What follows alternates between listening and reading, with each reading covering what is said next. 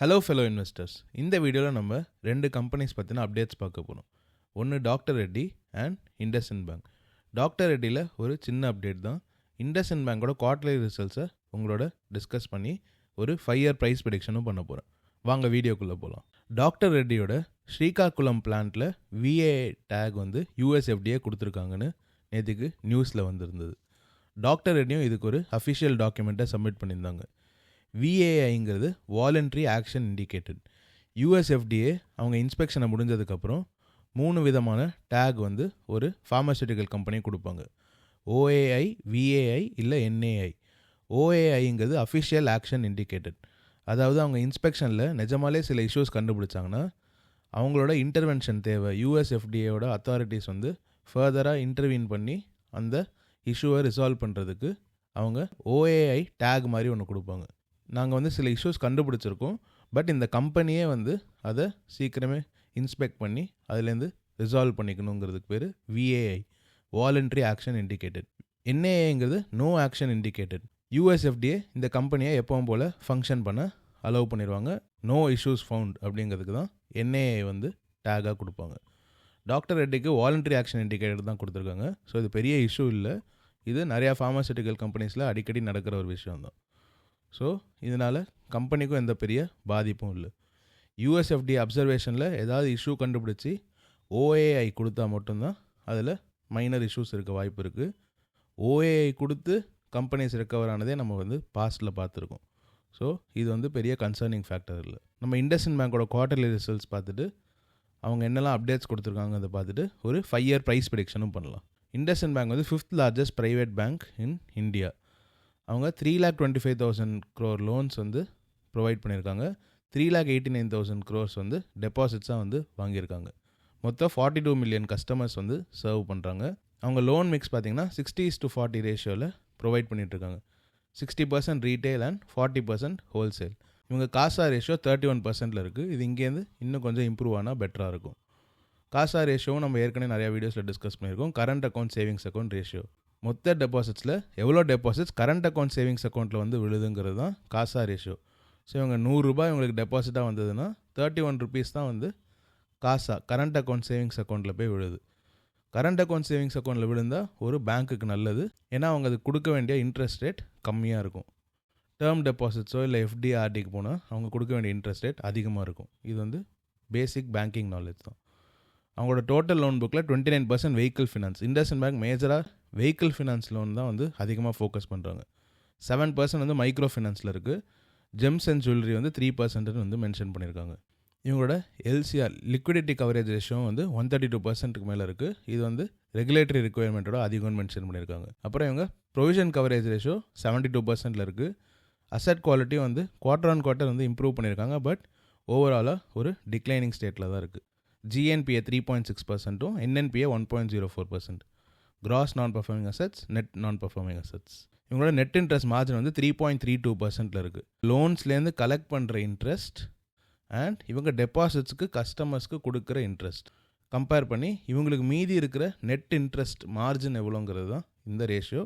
இவங்களோட cost to income வந்து 66%ல் இருக்குது. இது கொஞ்சம் டிக்ளைன் ஆகிருக்கு. இப்போ அவங்களோட Q2 FY26ஓட கீ ஹைலைட்ஸ் பார்த்துடலாம்.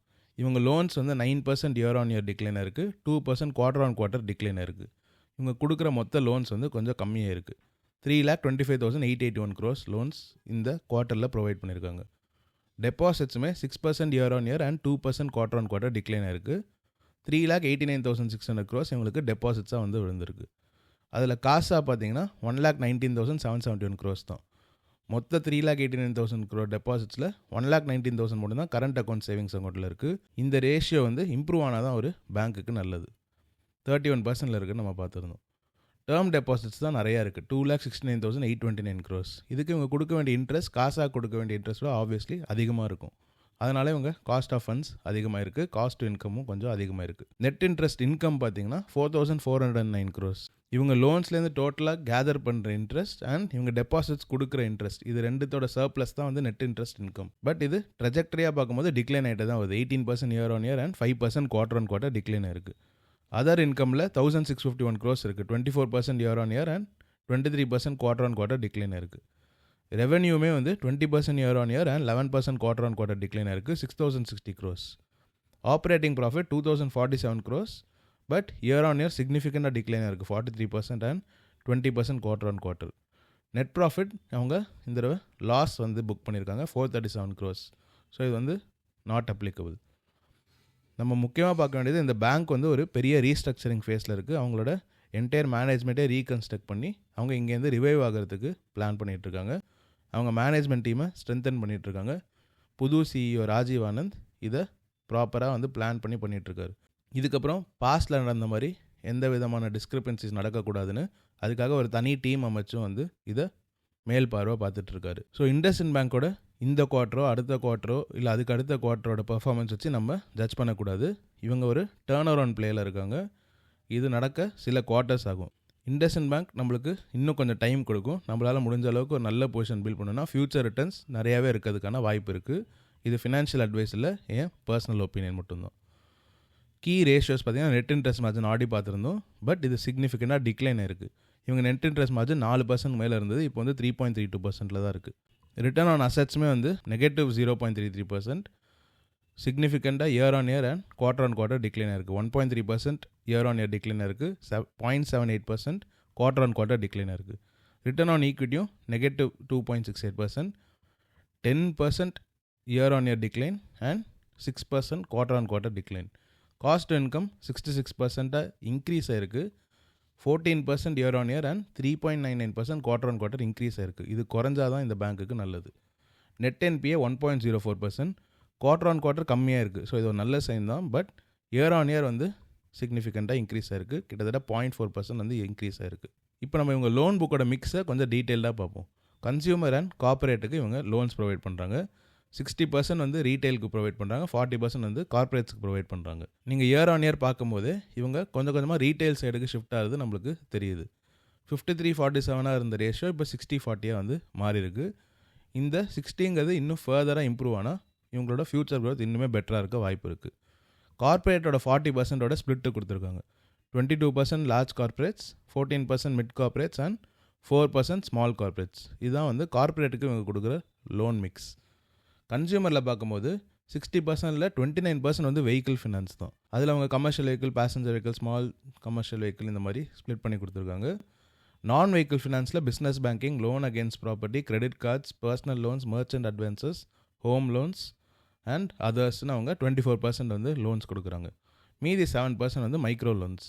இவங்களோட என்பிஏவும் இவங்களோட அசட் குவாலிட்டி டிட்டீரியேட் ஆகிறதுக்கு முக்கிய காரணம் மைக்ரோ லோன்ஸ் தான். ஸோ நம்ம மைக்ரோ லோன்ஸில் கொஞ்சம் டீட்டெயிலாக பார்த்துருவோம். இவங்க second largest micro finance lender. Bharat இன்க்ளூஷன்னு இவங்க ஒரு மைக்ரோ ஃபினான்ஸ் சப்சிடியே வச்சுருக்காங்க. அதுதான் second largest micro finance lender. But அவங்க இயர் ஆன் இயர் எப்படி அவங்களோட மைக்ரோ ஃபினான்ஸ் லோன் புக்கை கம்மி பண்ணிகிட்டே வராங்கன்னு நம்மளுக்கு தெரியுது. அவங்க எவ்வளோக்கு எவ்வளோ மைக்ரோ லோன் புக் எக்ஸ்போஷரை கம்மி பண்ணுறாங்களோ இவங்க ஸ்டேபிளான செக்யூர்டான லோன் புக்கை மெயின்டைன் பண்ணுறதுக்கு வாய்ப்பு இருக்குது. ஸோ 35% இயர் ஆன் இயர் டிக்ளைனாக இருக்குது, 25% குவார்டர் ஆன் குவார்டர் டிக்ளைனாக இருக்குது. நம்ம ஏற்கனவே ஐடிஎஃப்சி சிஇஓ வைத்தியநாதன் கிட்டேருந்து கேட்டிருந்தோம். அதான் ஸ்மால் ஃபினான்ஸ் பேங்க்ஸோட கமெண்ட்ரியும் பார்த்துருந்தோம். மைக்ரோ ஃபினான்ஸோட பெரிய இஷ்யூ ஆல்ரெடி பாட்டம் அவுட் ஆயிடுச்சு. இனிமேல் இங்கேருந்து ரெக்கவரி ஃபேஸும் மறுபடியும் நார்மல்சிக்கு போகிறது தான் இருக்குங்கிறது நிறைய பேர் மென்ஷன் பண்ணியிருக்காங்க. இண்டஸ்இண்ட் பேங்க் அவங்களோட மேனேஜ்மெண்ட்டே ரீஸ்ட்ரக்சர் பண்ணுறதுக்குள்ளே மைக்ரோ ஃபினான்ஸும் ரெக்கவர் ஆயிருங்கிறது என் பர்சனல் பிலீஃப். இப்போ நம்ம இவங்களோட டெபாசிட்ஸை பற்றி பார்த்துருவோம். ரீட்டைல் டெபாசிட்ஸ் வந்து 47%ல் இருக்குது. நீங்கள் டோட்டல் டெபாசிட்ஸ் பார்க்கும்போது 3,89,600, அதில் 1,84,000 வந்து ரீட்டைல் டெபாசிட்ஸ் தான். ரீட்டைல் ட்ரஸ்ட் கெயின் பண்ணி இவங்க ரீட்டைல் டெபாசிட்ஸ் எவ்வளோக்கு எவ்வளோ க்ரோ பண்ணுறாங்களோ இவங்க ஃப்யூச்சரில் இன்னுமே நிலைநாட்டிக்கிறதுக்கான வாய்ப்பு நிறையாவே இருக்குது.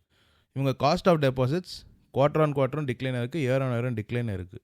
ஸோ நல்ல ட்ரெஜெக்டரியில் தான் இருக்காங்க.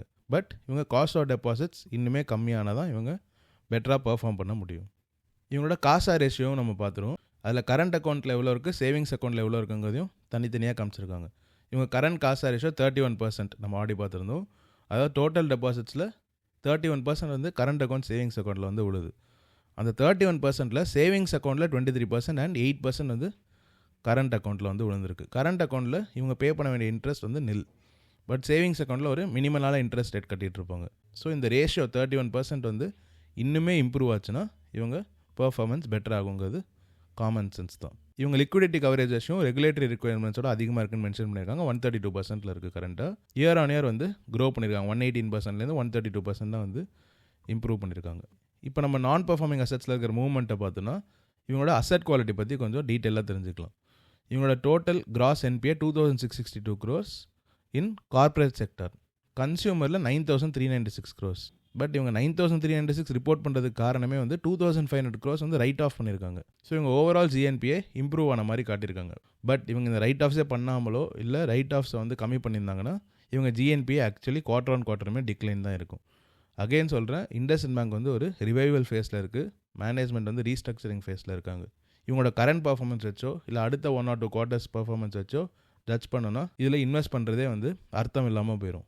டர்ன் அரவுண்ட் பிளேங்கிறது நம்ம ஒரு கம்பெனிக்கும் ஒரு பிஸ்னஸ்க்கும் அந்த மேனேஜ்மெண்ட் டீமுக்கும் ஆம்பிள் டைம் கொடுக்கணும். அப்போ தான் அவங்களால அந்த பிஸ்னஸில் இருக்கிற இஷ்யூஸை வந்து அட்ரஸ் பண்ண முடியும், அதை ரிசால்வ் பண்ணுறதுக்கு ஸ்டெப்ஸ் எடுக்க முடியும், அப்புறமா தான் அவங்களால பர்ஃபார்மன்ஸ் காட்ட முடியும். So IndusInd bank is definitely a long term play. நீங்கள் குயிக்காக இது ஒரு ட்ரேட் மாதிரி பார்த்தீங்கன்னா நீங்கள் பர்ஃபார்மன்ஸ் அவங்களோட குவார்ட்டர்லி ரிசல்ட்ஸ்லாம் வந்து பார்க்கணுங்கிற அவசியமே கிடையாது. டெக்னிக்கல் சார்ட் பேட்டர்ன் பார்த்தே நீங்கள் வந்து இதில் ட்ரேட் பண்ணலாம்.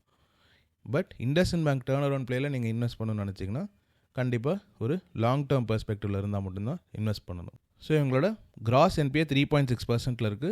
லாஸ்ட் குவார்ட்டரில் 3.64% இருந்திருக்கு. நெட் NPA வந்து 1.04% இருக்குது. லாஸ்ட் குவார்ட்டர் 1.12% இருக்குது. ப்ரொவிஷன் கவரேஜ் ரேஷியோ 72% இருக்குது. 70% லாஸ்ட் குவார்ட்டரில் இருக்குது. இவங்க asset quality quarter on quarter improve ஆன மாதிரி காட்டுறாங்க. இயர் ஆன் இயர் சிக்னிஃபிகண்ட்டாக டிக்ளைன் இருக்குது. பட் குவார்டர் ஆன் குவார்ட்டர் இம்ப்ரூவ்மெண்ட்டுமே வந்து சில ரைட் ஆஃப்ஸ்லாம் பண்ணதுனால தான். ஸோ நீங்கள் இதை ஒரு பிஞ்ச் ஆஃப் சால்ட்டோட தான் எடுத்துக்கணும். இண்டஸ்இண்ட் பேங்கோட ஓவர்வியூ பார்த்துட்டு அவங்களோட 5 year ப்ரைஸ் ப்ரெடிக்ஷன் பண்ணலாம். 59,000 crore மார்க்கெட் கேப் இருக்கிற கம்பெனி. அவங்களோட current book value 832 rupees, share price 758 rupees.